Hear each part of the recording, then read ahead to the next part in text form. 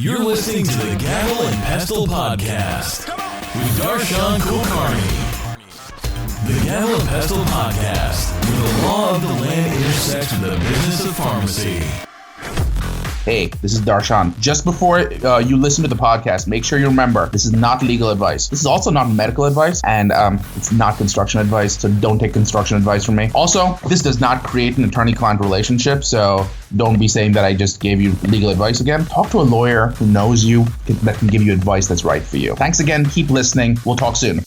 Hey, Pharmacy Podcast Network. This is the Gavel and Pestle Podcast with Darshan Kulkarni. I'm the founder of the Pharmacy Podcast Network, Todd Urey, and Darshan and I launched this show, it's probably been a little while. Darshan, how long has it been? It's been just the right amount of time, Todd. It's been perfect. I tell you what, it's been fun to dig into some of the issues that you're covering, and every time I dig out one issue, it starts to trickle into another. And I was thinking the other day when you and I had talked before about pharmacy owners and how pharmacy owners, whether that be a pharmacist that graduates out of a chain store, whether that be a pharmacist that wants to expand multiple stores, or whether that's a partnership that says, hey, we want to leave, our jobs as a career pharmacist and really launch our own pharmacy. Let's talk about the tips for buying a pharmacy and what we can do to help educate anyone listening out there that thinks, hey, is pharmacy ownership for me? So today's show is 3 tips for buying a pharmacy. So I'm going to kick it over to you, Darshan, so that we can discuss this. Well, this is perfect, Todd. Thank you again for thinking of this topic. This was great. It was a lot of fun coming up with sort of the lessons I've learned with dealing with clients who have this exact problem. So just to give us some context, you and I discussed this a little bit earlier, but the big piece that happened was I went to this meet and greet recently, and the meet and greet had all these different pharmacists, but it was really not even meant for pharmacists. It was meant for people to get an MBA. And there were all these pharmacists out there going, I just need to get out of retail pharmacy. And I said, why is it that you want to get out of retail pharmacy? And their big answer was, it's soul crushing. I have no control over my job, and I really hate what I do. And I was like, well, have you considered about things like owning your own company, or have you considered evaluating if there are other ways to work through it? And I know you have another podcast, for example, that talks about options for pharmacists and career options and all those good things.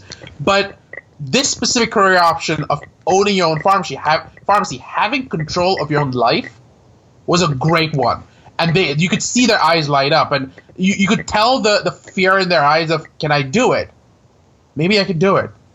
I got to do this. And it was amazing seeing that thought process right in the middle of the conversation. And as I was doing this, I went, I got to talk to Todd. And then you sort of reached out to me almost serendipitously, and I can't even pronounce the word because that's how excited I am. You reached out to me and you went, I got to talk to you about this. And I was like, perfect. This is exactly what I want to talk about. And there we went. So a couple of different things. I talked to a couple of my clients, and I looked back at some of the lessons I learned as I was talking to clients and dealing with clients. And I would say that there are 3 separate areas you want to be thinking about. Now, there are obviously a lot of things that go into this. And there are lots of bits and pieces, and there are lots of moving parts.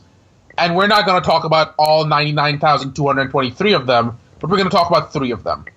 And the 3 things are: keep track of your licenses, keep track of the connected agreements, and then talk about the pieces that you critically need to have in your purchase agreement, in the agreement you're going to sign. If you get those pieces together, you're going to be in a much, much better position than you would have been if that's not the model you followed. So let's talk about the 3 pieces again. Licenses, recommended agreements, and connected agreements, and then there's the actual clauses. So we spoke about licenses.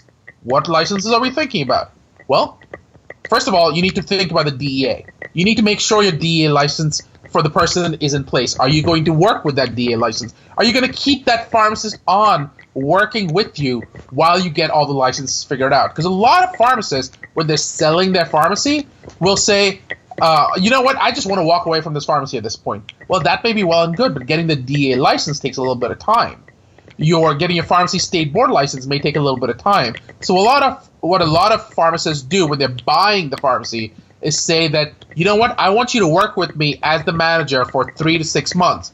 And that becomes useful because you get to say, I'm going to use your licenses until that whole process works out. So are you going to how are you going to deal with the DEA? How are you going to deal with the State Board of Pharmacy? If you're a compounding pharmacy, that's getting really, really hot right now. If you're what's called an outsourcing facility, how are you going to deal with the FDA? Getting your NABP, NCPDP numbers figured out, your NPI number figured out. All of those pieces, think about all these different licenses, and don't forget that they play a huge role in your reimbursement. So make sure you've got that piece figured out. Todd, did any of that make sense? It does, and as I follow this along, it's really opening up other questions in each of those subjects, license and recommended agreements, and some of the recommended clauses. So let's break those down. Let's start with licenses. So I want to buy a pharmacy. I've worked for a chain pharmacy for, let's say, 10 years.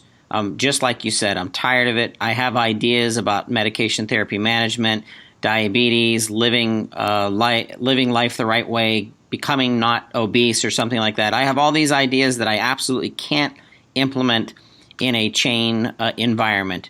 So let's start with licenses. Let's go through that first. Yeah. So like I was saying, what you want to talk about is think about the major licenses that you already have in place. And you want to think about which licenses are you going to carry over. When are you going to use your licenses? Are you going to be the manager? Is there going to be a separate manager? Don't think just about the licenses of the pharmacy itself, because those are critical, but also the licenses of the manager, because that manager needs to sort of take on the responsibility. Are you the person buying this? Are you a pharmacist, or are you just an investor? If you're a pharmacist, are you going to actually work? Are you thinking of it more as a side business that's going on? Those are all things that impact the type of controls you're going to have in place. So the DEA licenses, like we said, the pharmacy board licenses, the FDA licenses that you may need to get in place, the NABP, NCPDP numbers, and the NPI numbers. Those are the big ones, Todd. So when I'm kind of checking this off, I need to keep track of this, and I needed to prepare and do it correctly. Does your organization, does your law firm actually have structure to help me with those processes and those applications? Absolutely. So what you're going to land up doing a lot of the times, and these are the big questions that you land up getting. The big question you land up getting is, so does that mean I have to stop the pharmacy? Not necessarily, because a lot of times people worry that that this whole process takes a while. Is this something I can start working on tomorrow? No, probably not. Is this something that's going to take 6 months? Maybe, maybe not. But does that mean that my pharmacy needs to stop? Not necessarily. And that's what my law firm can help you with. That's what my law firm can do, which is we can help you keep track of the critical pieces and then help you make sure that that continues. That any questions that arise, we have a process in place to help you get from the idea of taking over the pharmacy to actually taking over the pharmacy, and then, and this is the part most people forget, having a continued operation of the pharmacy. Your lawyer should be the guy you reach out to when you have questions. The lawyer is your advocate. He's your counselor. What he's supposed to be doing is not just filling out paperwork for you. He's supposed to be making sure that that paperwork makes sense and you can continue working together. Working not just on your own, not just in the day-to-day of the pharmacy, but making sure that all the bits and pieces that you need come through. And that's what I can help you with. Okay. So when you say in the next section, recommended agreements, you're talking about everything from a buyer's agreement to structuring an actual deal to purchase the pharmacy, and possibly even giving your client, aka the new pharmacy owner, a creative way of purchasing that pharmacy, let's say from another independent pharmacy owner. So let's go into those two. Yeah, so what I was really talking about here, Todd, and this was great. Thank you again for thinking about what the bits and pieces are. What a lot of pharmacists tend to think about is, you know what, here's what I'm going to do. I'm going to walk in. Today it's Bob who owns the pharmacy. Tomorrow Tim's walking in. and me, Tim, suddenly keep running the pharmacy. Well, that's not how it works. Because the parts that matter is that Bob signed a whole bunch of agreements that are specific to Bob. And if you end up buying just the agreement of Bob's pharmacy, it depends on how you bought it. So, for example, let's say you bought just his inventory because you didn't want any of the liabilities that go with Bob. Let's say you didn't want to deal with. Let's say Bob was sort of a really bad owner, and what you landed up with was you like the infrastructure, you like the location, you like the fact that he's got certain customers.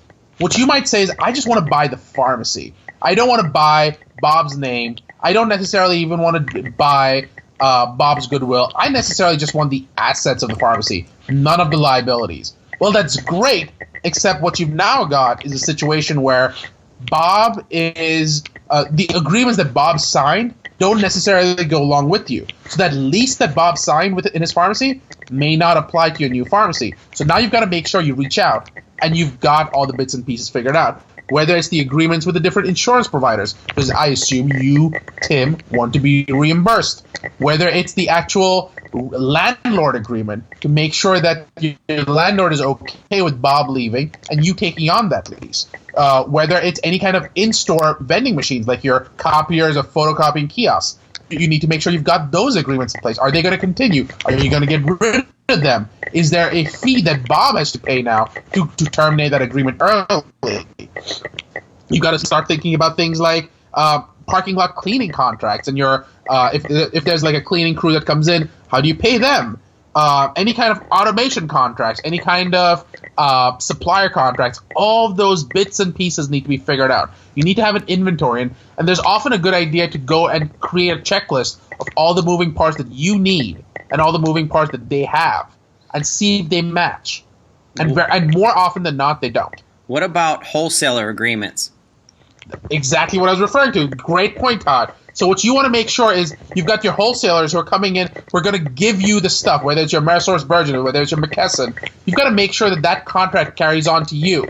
Now, Bob may have had a certain level of, let's say he was doing, 150 prescriptions a month. That's great. But here's the problem. What if you have 3 other pharmacies and you can, you know that you can sell more product? You may be able to negotiate better rates. You got to figure out how that's going to play out. They may say, you know what, you're too small. Maybe not. Are they going to give you the same terms? You know what, I knew Bob for the last 50 years. I tend to give him a better deal. You, Tim, are brand new to the industry. I'm not sure I can give you the same deal. You want to have those conversations up front. That makes a lot of sense. So in structuring these types of agreements, let's pretend I'm buying the pharmacy from a guy named Tim. My name's Todd. And Tim's pharmacy has an agreement with McKesson, and they also have an agreement with a buying group. And in the purchase of the pharmacy, as the new owner, do I have to withhold or uphold the agreements that Tim's pharmacy originally structured with both of those entities? So that totally depends. It depends on how that agreement is written. So sometimes the agreements will say, and it applies to any future owners of that pharmacy. The question is, how did you buy the pharmacy? Did you buy the pharmacy as a stock purchase agreement, in which case you own the pharmacy and the liabilities and the assets? Or did you buy it as a just an asset purchase, in which case the same terms may not apply? Also, a lot of the times, you'll get the group purchasing organization or the wholesaler coming up and saying, we made the agreement with just your pharmacy. When there's a sale, the agreement doesn't necessarily carry over. We can come in with new terms, and you will need to abide by them. So you need to look at the contract, see what pieces apply. That's excellent. So when we're going to kind of that next section, which is recommended clauses, how does a clause differentiate from recommended agreements? So the recommended agreements to me is more about what are the surrounding agreements. So people tend to think about, oh, you know what, I want to buy a pharmacy. Can you write up an agreement for me? And that's one part of the entire transaction. It's not going to be just a a single agreement that gets written out. The transfer agreement from Tim to Todd or from Bob to Tim, that's just one piece. It's this entire thing around it, this entire environment. Those are the recommended agreements. Now, the recommended clauses that I was talking about refers to that transfer agreement. What are the pieces that you want to have if you are buying it from someone else? So if something goes wrong, if someone tripped and fell, if there was a lawsuit that was already in place, you may want to have an indemnification clause in there saying, you know what, I'm Tim. I'm Tim. I'm buying it from Bob, and you know what? I heard that Bob had an employee who's going to sue him. I want to be indemnified if that employee comes against me. And you may say that I'm willing to walk away if I don't get that indemnification in place. What the indemnification does is it says, if I get sued because of something that happened when Bob owned the store, then I want to be paid back by Bob for the stuff that happened. So that's what indemnification does, and that's sort of a very important part of that clause. Those are clauses that are added to the agreement. Correct. Those are clauses that get inserted into the agreement to protect your interests. So one of the funny things is, it doesn't typically happen in the smaller agreements, but if you're doing like a multi-billion-dollar agreement where you're selling one large company to another large company or the like, you'll often have like teams of lawyers on either side. And the first argument is over who drafts the agreement. And the reason that's funny is because whoever drafts the first contract, the first template, sets the tone. And yes, you get to change it, you get to audit it, you get to change it and modify it. But the fact is that when you're writing these agreements out, you often tailor them to favor your client. And there are enough booby traps in there where you're protecting the interests of your client. And if something goes wrong, someone might find 95 out of the 100 booby traps that you put in there. But if they kept 5 in there, you still have a fighting chance. And then there's the other side of that agreement. The other side will say, we want our side to be in there because we want to make sure that our client's protected. And that's just part of the dance that happens. In turn, you can use some of those clauses as negotiating tools for all sorts of things, right? Exactly right. So what will often happen is you'll put clauses in there that you know absolutely that no one in their right mind is going to give them to you. And that's one of the conversations I have with my clients, which is, what is it that you are hoping to achieve right now? Are you hoping to just finish this agreement and move on, or are you hoping to be to have the best possible agreement? And the best possible agreement often takes the most possible time, but you land up with something you probably wouldn't have gotten if you were aiming for the fastest possible resolution. And most clients, in my experience, tend to say, oh, I want the most reasonable agreement. And that's fine until you start digging in deeper. But my experience has been that clients want that until they find out that it doesn't quite work out that way, when they find out that there is more than one reasonable way to look at things. Very cool.